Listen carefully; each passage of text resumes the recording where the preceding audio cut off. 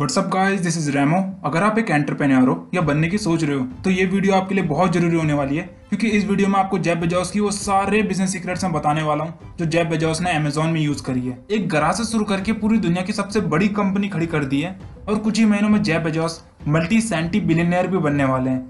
अच्छा, क्या बोला मैंने? Multi centi billionaire. Centi billionaire यानी जो बिलियंस की सेंचुरी मार दे। और जेफ बेजोस एक सेंचुरी नहीं, दूसरी सेंचुरी मारने के लिए भी तैयार हैं, यानी मल्टी सेंटी बिलियनियर बनने वाले हैं। जी हाँ, इनकी नेटवर्थ आज $180 बिलियन तक पहुंच चुकी है। मतलब कोई भी दूसरे बिलियनियर इनके आसपास भी नहीं भटक रहे हैं। जहां बिल गेट्स की $110 बिलियन की नेटवर्थ है, वहीं मार्क जुकरबर्ग की $80 बिलियन की नेटवर्थ है और इलॉन मस्क की $40 बिलियन के आसपास है। और अगर मैं आपसे कहूं कि आज की डेट में जेफ बेजोस एक पैसे छापने की मशीन बन चुके हैं, तो शायद ये कहना गलत नहीं होगा। आज इतना बड़ा और खतरनाक अंपायर बना दिया है जेफ बेजोस ने, तो कुछ तो ऐसी स्ट्रेटजी होगी, बिजनेस माइंडसेट होगा, या कुछ तो ऐसे बिजनेस सीक्रेट्स होंगे ना, जो सिर्फ 30 साल में दूसरे एंटरप्रेन्योर से इतने आगे निकल गए हैं।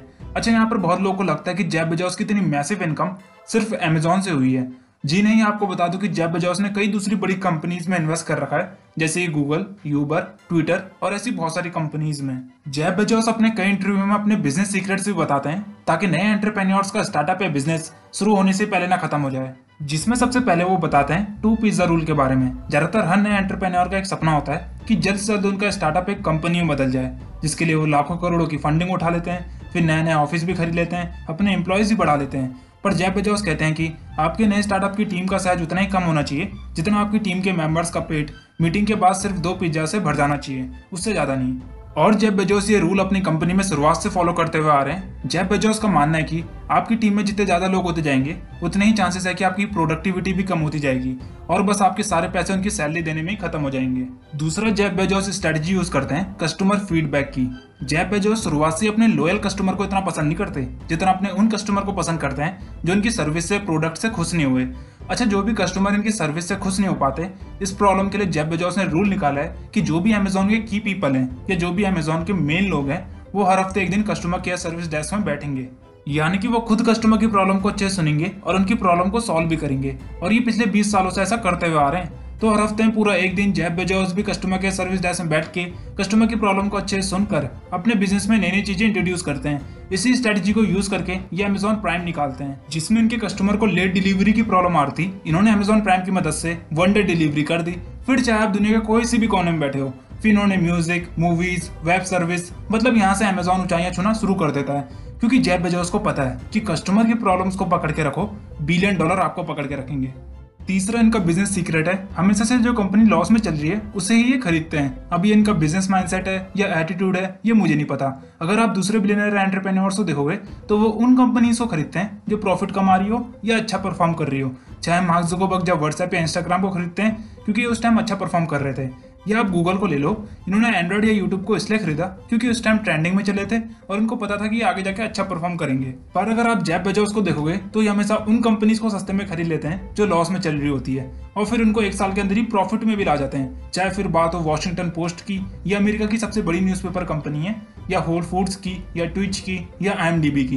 ये सब कंपनीज उस समय लॉस में चल रही थी, पर आज के समय ये सारी कंपनीज $1 बिलियन कंपनी बन चुकी हैं। तो ऐसे करके जेफ बेजोस अपने कई $1 बिलियन बचाते हैं लॉस मेकिंग कंपनीज को खरीदकर और फिर उन कंपनीज को प्रॉफिट में ला जाते हैं। अब ये हर एंटरप्रेन्योर की बस की नहीं होती कि लॉस में चलती कंपनीज को प्रॉफिट में ला जाए, तो इसके लिए भी जेफ बेजोस ने बताया कि वो कैसे करते हैं। तो यही अगली स्ट्रेटेजी भी है और अगला पॉइंट भी। यहाँ पर जेफ बेजोस जिससे भी वो कंपनी खरीदते हैं उसके ऑनर को कंपनी से भगाते नहीं है। ये नहीं कि उस लॉस मेकिंग कंपनी का ऑनर ही खराब होगा, हो सकता है उस पर अच्छा पोटेंशियल हो, पर फाइनेंशियल प्रॉब्लम की वजह से वो बिजनेस लॉस में जा रहा हो।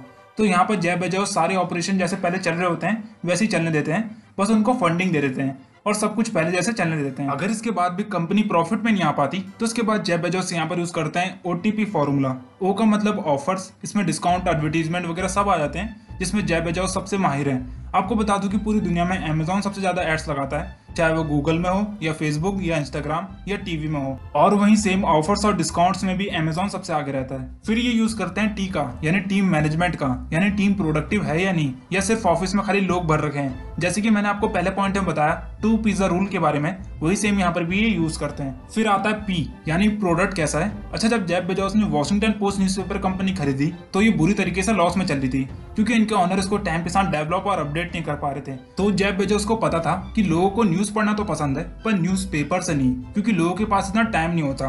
तो इन्होंने इसको पूरा ऑनलाइन सिस्टम कर दिया। इन्होंने वॉशिंगटन पोस्ट का ऐप बना दिया और वेबसाइट भी, यहाँ तक कि इन्होंने इसका इंस्टाग्राम और फेसबुक का पेज भी बना दिया, जिससे लोगों का टाइम खराब ना हो। तो यहाँ से जेफ बेजोस ने वॉशिंगटन न्यूज़पेपर को पूरा बदल दिया। अब आज की डेट में इनका रेवेन्यू ऑफलाइन से ज्यादा ऑनलाइन से आता है। और लास्ट बिजनेस सीक्रेट है इनका टाइम मैनेजमेंट। आपको बता दूं कि जेफ बेजोस सारे दूसरे एंटरप्रेन्योर से अलग तरीके से टाइम मैनेज करते हैं। ये हमेशा सारे बड़े डिसीजन लंच से पहले ही लेते हैं, और अगर कुछ मीटिंग या डिसीजन रह जाते हैं तो फिर ये अगले दिन ही लेते हैं। और अमेजॉन ऑफिस में सिर्फ शुरुआत के 6 घंटे देते हैं, फिर ये निकल जाते हैं अपने दूसरी कंपनीज को। आपको बता दूं कि जेफ बेजोस ने आज तक 100 कंपनीज से भी ज्यादा कंपनीज खरीद रखी हैं, जैसे कि Blue Origin, Whole Foods, Twitch, Washington Post, Audible और ऐसी बहुत सारी कंपनीज। अगर आप जेफ बेजोस के डेली रूटीन और टाइम मैनेजमेंट के ऊपर वीडियो देखना चाहते हैं तो ऊपर आपको आई बटन में मिल जाएगी। तो यही थी जेफ बेजोस के कुछ बिजनेस सीक्रेट्स और स्ट्रेटजीज जो आपके बहुत काम आ सकती हैं अगर आप भी एक एंटरप्रेन्योर हो या बनना चाहते हो। अगले वीडियो में मिलते हैं कुछ नए बिजनेस केस स्टडीज के साथ।